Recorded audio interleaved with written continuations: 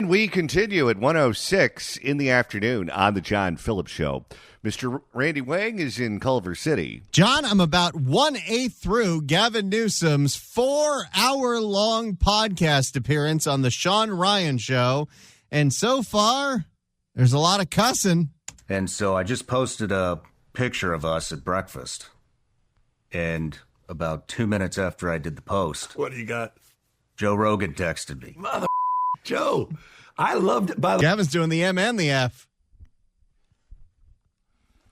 I don't know what the deal is with that guy, but all of a sudden, he always sounds like a Red Fox album. Joe Rogan texted me. Mother Joe, I loved it. By the way, I'm a Joe Rogan fan. He ain't a fan of mine, but I'm a Joe Rogan fan. No He wants to be liked so bad. 800-222-5222 is the telephone number, 1-800-222-5222. It is our pleasure to welcome our next guest to the program. She is the host of the Howard Jarvis radio show, which airs Tuesday nights on KABC and KSFO. She's also a columnist at the Southern California News Group, which is the LA Daily News, OC Register, Riverside Press Enterprise, and most importantly, Randy, the Redlands Daily Facts. You can follow her on X at Susan_Shelley. Susan Shelley, welcome. Thank you so much. Great to be with you. Well, thank you so much for stopping by. And Susan, over the last several weeks, we've received a number of emails from people who are scared to death that the government is going to step in Pacific Palisades, and they're going to do everything they can to push the homeowners out who had their homes burned down or had their homes so damaged by smoke they can't live there. And they're going to force them out of their community, and they're going to be replaced in Pacific Palisades by low-income housing and other forms of high-density housing where developers are going to go in there and make a killing. I assume politically connected developers will go in there and make a killing and completely remake that community, completely remake the character of that area, and turn it into something that looks more like Midtown Manhattan than Pacific Palisades. Your thoughts on those fears? Well, I was reading this morning about Senate Bill 549, I think it is, which would set up a financing authority to allow bonds to be issued so the money can be spent to, and here's where you would have nightmares from the list, to acquire land, obviously from people who've been burned out and prohibited by bureaucracy from rebuilding in a timely way, acquire land, build affordable housing, mixed-use housing, transit-oriented development, transit stops, and there's another bill, SB 79, which would allow any single-family home to become a 6- or 7-story apartment building if it's within half a mile of a transit stop that exists or is planned. So certainly, if you want to live in a single-family neighborhood, if you want to rebuild what you had in the Palisades or in Altadena, this is the stuff of nightmares. The good news is, I don't think they can really do it. This tax financing increment tax increment financing that they want to do requires a lot of public process, and the public has the opportunity to really shut it down. So unless they find some way, and they certainly are trying to get around the California Environmental Quality Act process, which the governor is trying to do for infill housing or has done, and they want to get around it if it's transit-oriented and say, well, this has to be approved by the city ministerially. The combination of all these bills could do that, but they can be stopped. SB 79 can be stopped. That's the apartment building on a single-family lot bill. That can be stopped. That's right now in the Assembly, already passed the Senate. And I think there's a hearing on it in the local government committee tomorrow. So call your Assembly representatives, look them up, find yourrep.legislature.ca.gov, and when you look them up, give them a call at the Sacramento office and say, you have concerns about SB 79 densifying single-family neighborhoods. And this other thing with the financing, that appears to be trying to make something work that they've been trying to make work before, and so far it hasn't worked at all because it's just stopped at the local level. So I think the fear is real, and there's certainly cause for concern, But it's not as easy for them to do this and turn Pacific Palisades and Altadena into Manhattan as they would like it to be. So vote for different people, because the ones who are in office, they want to turn everything into a transit stop. Here's what worries me, and you listen to the people whose homes burned down, and they're all basically saying some variation of the same thing, and that is their insurance company is not giving them what they are owed and what was spelled out in their contract with the insurance company. And the insurance company is coming in with a million different reasons as to why the process has to be delayed or why they don't deserve what they need to rebuild their home.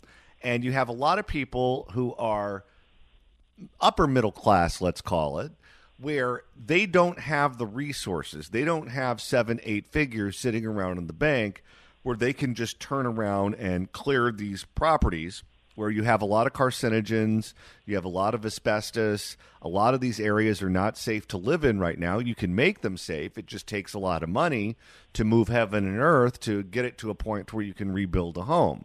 If the insurance company gives you what you're owed, it makes it easier to do that. If they won't give it to you, you're stuck and everything moves like molasses, not even counting how slow the city moves with all the permits and everything that you need from them to get things moving.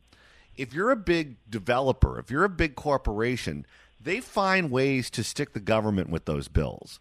They find redevelopment money or state grants or some public dollars that are available to them so that the taxpayers would be the ones that would end up cleaning up that land so that they can then put high-density buildings on and make a killing, where they basically incur no risk because the taxpayers assume the risk and they receive all of the benefits once the building goes up and they start renting to a bunch of different people. That worries me. And the fact that the state of California, which claims to be so consumer friendly, is not forcing the insurance companies to pay what they owe these homeowners. And I'm not asking for the state to be punitive and to force the insurance companies to give these people anything other than what they're entitled to, but they are entitled to what's in the contract. And if the insurance companies aren't paying, then the state needs to force them to. The same way that the state would force you or I to pay our state income tax if we weren't paying it. When you owe them money, they're right on top of it. But when there's another contract that's not being enforced, then, well, that's all a negotiation. Well, the trouble here is that everybody can afford to wait except the homeowners. The homeowners are paying expenses for one place to live and the place that they want to rebuild. They have expenses in both. And as you said, a lot of people own real estate, but they don't have all the money in the bank that they would need to buy that real estate today. They've owned it for a long time, and they're maybe in retirement, and they don't have that kind of income or cash available to go do this. These fires were the fault of the government, of the state government particularly, and also the county, because they did not clear the brush in a way that the insurance companies were telling them all along that they needed to do it. And we had this developing fire risk. We had our air quality regulators saying you can't do these prescriptive burns to clear land. We had the Coastal Commission saying you can't replace wooden poles in Topanga Canyon because there's a milk vetch plant that's endangered, and doing this work to prevent fires and to make the area safer and hardened, well, that's not good for the plant, and therefore we're not doing it. You had the government creating the circumstances that made this fire so out of control, not to mention the water resources, the empty reservoir, all of these other things, not regulating Edison or whoever is responsible for power lines that were not maintained. All of these things make it the government's fault. So the government should come in now and clear the land, and then they can go collect from the insurance companies if the insurance companies truly owe it. But to say to the homeowners, go negotiate with your insurance company, well, that could go to court. That could go to court for 5 years. People can't wait. And that's where you get to this vulture situation where big developers can come in and buy them out when they're ruined. And the government should not be allowing that to happen to people. Why do you think it is that we still don't have a cause, an official cause of the fire? Because for fires in the past, we find out fairly early on, oh, this one was arson. Oh, this one was faulty electrical equipment. Oh, this one was a lightning strike. whatever the case may be. They usually figure it out in due time. But for whatever reason, with this one, they won't tell us what started the fire, yet they're talking to the media going, well, we know it wasn't the utilities. Well, we think it might be fireworks that were going off on the New Year's Eve, and we didn't put them out correctly, but we're not 100% sure. What's going on with that investigation? That's a very good question. My guess is that there is so much liability for whatever caused this fire.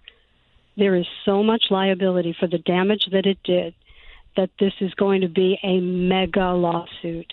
And nobody wants to start that happening, especially if it's going to be against the government. If it's going to be against the LADWP, that's a city that's on hook. If it's going to be against Edison, that's a huge thing that's going to affect the ratepayers. The liability is so massive. I think they would prefer never to tell us what caused it, but of course they're going to have to tell us at some point. One of the emails we also get a lot of are people who believe that the fire was set intentionally to move those people out. And I know it's easy to dismiss those people as conspiracy theorists, but you look at how negligent the government has been at every step involved in this process, where they didn't clear the brush. They didn't tell the fire department there was no water in the wet reservoir. They cut the budget of the fire department knowing that there was extreme fire risk. The mayor, who's supposed to be in charge of the operations when a tragedy breaks out, knew that there was fire risk and got on the plane and went to Ghana anyway. And then she came back and fired the fire chief for telling the truth. And now all the people that they wanted out before so they could get more tax dollars and they could put in higher density housing and they can put in public transit, and those people would have fought that tooth and nail. Well, we burn your homes down. Too bad, so sad. Now you have to move and we can get what we want. It's hard not to have your mind start bouncing around in those places when you look at how awful the government treated them. It sure looks that way. But we have to remember that they do this with every crisis. Every crisis is an excuse to bring in totalitarianism and Soviet-style housing. They did this with COVID. They tried to drive the landlords out of business by saying you can't evict people so you can't collect rent. And we're not going to reimburse you for that, but you can't collect rent. And you can't raise rent. And now they're all behind the eight ball after 4 years of no rent increases because of all of these freezes because of COVID. And they're trying to drive private landlords out of business and have all this social housing and government housing. And essentially what they're doing is they're saying we want big contracts to hand to our donors.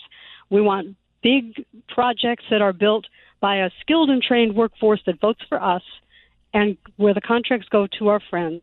Every crisis has become an excuse why we have to go communist. And this is crazy. People in the Palisades and Altadena and whatever other areas were burned out, Malibu, they should be entitled to rebuild what they had on their private property.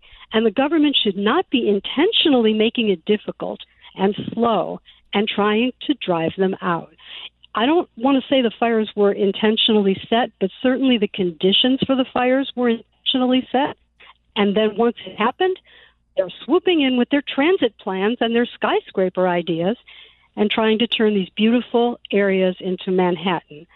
And I hope that the people in these areas stand strong, fight with their government for what is rightfully theirs, and do not give in to this pressure, because what makes California special and singular is going to be taken away by these people who want to turn it into a transit-dense area, and we should never allow that to happen.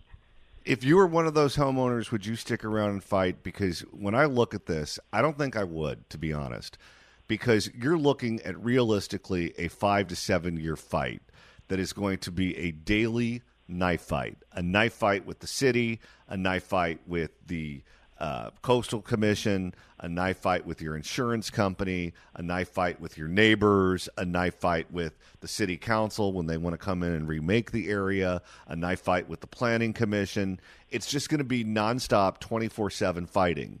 And then when you are finished with the fighting, you end up with property in the city of Los Angeles where they can continue to punish you 1,000,001 different ways.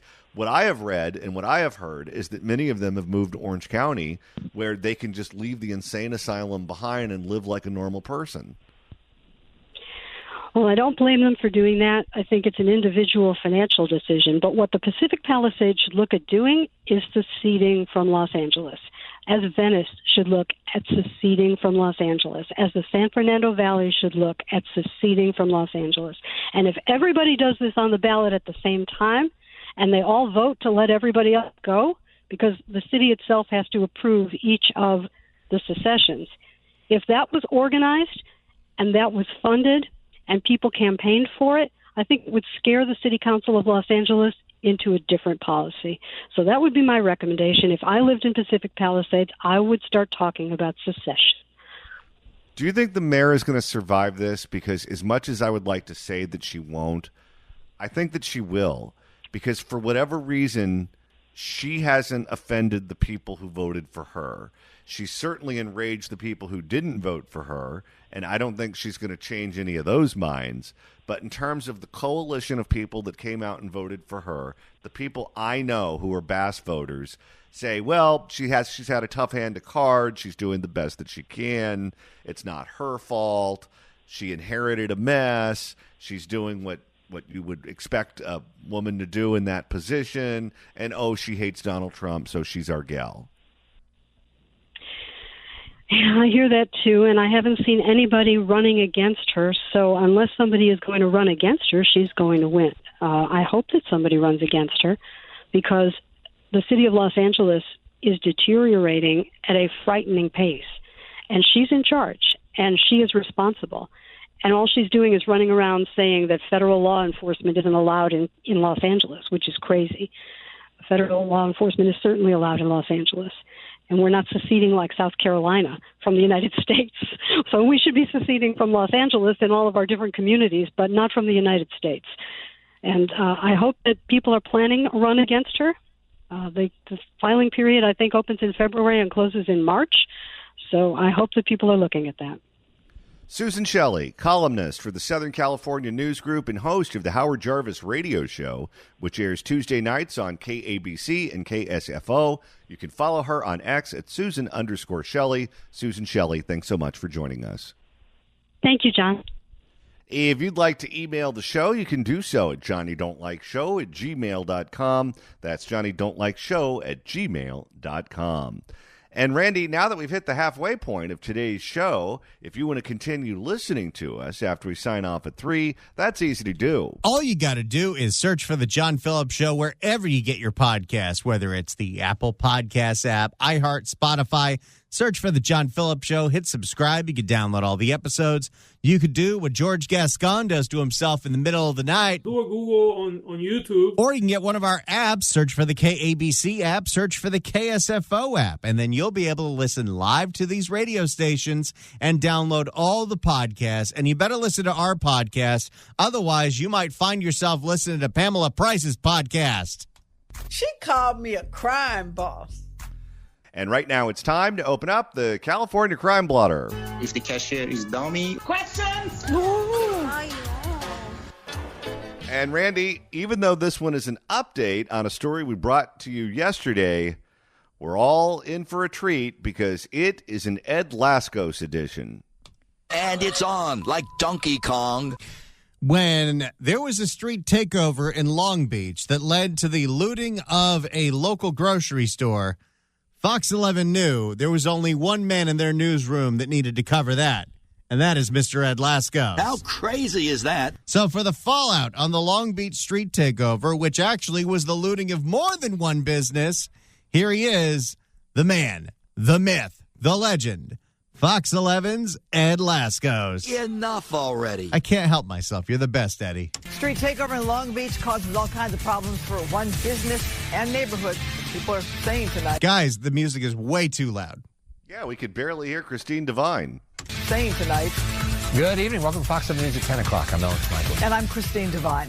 First, a noisy street takeover, then a family-owned corner market in shambles after a mob of looters break in. Tonight, that family's left picking up the pieces of their small business. Fox 11's Ed Lascos is live in Long Beach with the latest. Ed. And Christine, let's pick up this story right where it stands at this point. It's still developing, but it's interesting. This street takeover starts like so many others every weekend. I'm told right at this very spot, this intersection. Only this. If you know they happen every weekend at the same intersection, how is there not a plan? How do you buy insurance? Like, I understand one police agency might be outnumbered, but how do you not get the CHP involved or, I don't know, the National Guard involved and shut this crap down, arrest everyone who attends? Just make sure everyone on the force is working that night, have them all there at the same time, and throw all of them in jail. Spot this intersection, only this one explodes into an out-of-control mob. See that store over there? The mob moves in on that store, loots that store. A wild scene here. Watch this. Street takeover in Long Beach, but this one takes the cake. So this brings it like to a whole other level. It's not just some innocent fun. Now this is, some serious damage. And we got to figure out how to conquer this. Trying to conquer what turns into an out-of-control mob, this wild street takeover is nothing new for those who live here at Orange and Hardy. To them, it's like a real-life video game. Yeah, Grand Theft Auto. And all that, and they just go around and Wait, how did it go? That sounded like a cock in the neighborhood. And all that, and they just go around and I guess it'd be a lot of people. They fill up. It'd be so many people. It's so out of. Can you imagine if that's outside your window every weekend? It happens late at night. It's not like it happens at high noon. So you're trying to sleep, and that's what you have to hear. It's so out of control, the street takeover quickly turns into a smash and grab. The mob targeting the J&G Market here on the corner, pretty much cleaning it all out. But in the shop here, the owner told me that she is still tallying up how much beer and wine and candy was stolen. They're stealing candy? Well, that tells you everything you need to know about the age of these quote-unquote suspects. They going for the Twix bars? The Hubba Bubba? And the auto body shop right across the street, even hit by the mob. Its big windows smashed out. As workers board up what's left here at the... Why do they go after the auto shop? What are they stealing there? I don't know. WD-40? As workers board up what's left here at the market, it's now all looted and closed. The neighborhood association is now even involved, urgently pushing the city to shut this down, to stop it right in its tracks. But Rex isn't going to do that. No. Long Beach has what might be the worst mayor in the entire state of California. And yes, I'm aware of Barbara Lee. How do you even do that? But I'm not exactly sure how to stop this. The groups organize online, and then they come together, take over an intersection like this, and start screeching. When they hear the police coming, they're gone. So I don't know how to stop this. How about while it's going on, you lay a spike strip on every exit of that intersection? Well, how about this? If it happens at the same time, same place, same bat channel every week, it's not like you can't plan. Now you are looking live, some of the scars from this street takeover. Look at that. That's part of what's left of a tire. The tire thread over there, the roadway, the intersection here, all the skid marks. I'm sure you can see them even the darkness, the burnout marks. I wonder these intersections where all this destruction happens every weekend, how more often than other intersections they have to be repaired that costs our money. Well, and it's not just the roadway that gets damaged. These cars just don't stay where they're supposed to stay. They can knock down a stop sign. They can hit fire hydrants. They hit newspaper stands. Different things that are there on the sidewalk get destroyed. Burnout marks, skid marks from all of this. The neighbors really upset. The neighborhood association involved in all of this. I can tell you, Long Beach Police Sheriff's Department, looking at the same video you were just watching, they're trying to ID some of the people involved, make some arrests. Nobody arrested yet, but not surprised. a LA County story, there are never any arrests. But they're blaming a lot of the folks here, the neighbors, city leaders, not the police department, saying when it comes to the city, the leadership has let them down because this has been happening, they say, every weekend. For now, we are live here, Long Beach. Back to the west side we go. There are parts of California where this doesn't happen, and there are parts of California where this used to happen, and law enforcement came together and shut it down. And people know where this is tolerated, and Long Beach is one of the places where this is tolerated. Well, they have a social justice mayor. And if you're a social justice warrior, you would think that arresting people for doing something like this is the city using their heavy hand to punish poor people, to punish people of color, to punish young people, to punish people who grew up in single-family homes, whatever the case may be. And they don't want to fill up the jails with people that that check those boxes. Well, they just don't. And not only that, but this is the county that put together a task force to deal with street takeovers. And the first thing they came up with on that task force was send Barbara Ferrer to local schools to educate them on the dangers of dangerous driving. Yeah. This is what they do. They want more after-school programs. They want more social programs. They want to give more government contracts to their buddies who then can do something that allegedly is going to cut back on these sorts of takeovers. It has zero impact on it, and you fleece the taxpayers, but they say they're doing something. They say they're working on it. They say they're trying different methods that don't involve incarceration, and they just allow the problem to persist. And that's what's going on right now in Long Beach. There's only one way to solve this problem. You need to make sure that everyone there goes to jail and you impound all the cars. And once everyone goes to jail and you impound all the cars, you'll get pushback. They will yell, they will scream, they will complain, they'll attack you all on social media. They'll say, you haven't arrested us for doing this before, why now? Same thing with what's going on with the immigration issue. Well, we've been here illegally for as long as we wanted. Why all of a sudden are you kicking me out now? Well, just because a government chooses not to enforce their laws doesn't mean they can't. If you have the will to put the problem down, you can. If you don't want your street takeovers going on every single weekend and your business is being looted, then force them to stop. You are the adults. You are the mayor. You are the police. Do your job. And right now, it's time to reopen the California Crime Blotter. If the cashier is dummy. Questions? And Randy, this would involve a category of crime I would be willing to give the death penalty to. Would that be arson? Yes. Some firebug jackass tried to start a fire in Runyon Canyon. Great. Luckily, two hikers walked upon this guy as he walked away from the fire he started, and one of them was able to restrain him until the authorities arrived. Good for them. For more on the Runyon Canyon firebug, here is Fox 11 News. This dude just started the fire. Hey, this guy just set that fire. Well, never dull moment in L.A. Ain't that the truth? Well, never dull moment in L.A. New at 8, a group of hikers stop a suspected arsonist who started a brush fire in the Hollywood Hills. It happened yesterday in the popular Runyon Canyon Park. The woman who took this video says this was an area that was one of the many fires that started when the Palisades fire started. It was the Palisades. They were on fire. Altadena was on fire. Portions of Malibu were on fire. And Runyon Canyon was on fire. She saw the man light a tree on fire and then just walk away. It's pretty scary. We go live to Fox 11's Matthew Sudorf in the Hollywood Hills with new details. Matthew?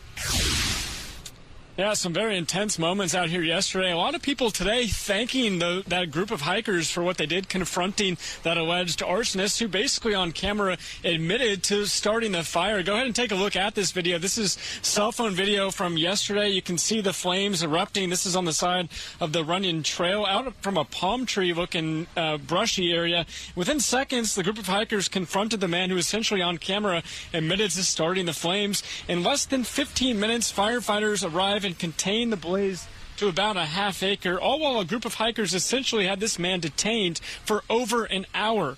If authorities didn't get there, they were going to do their own kind of justice.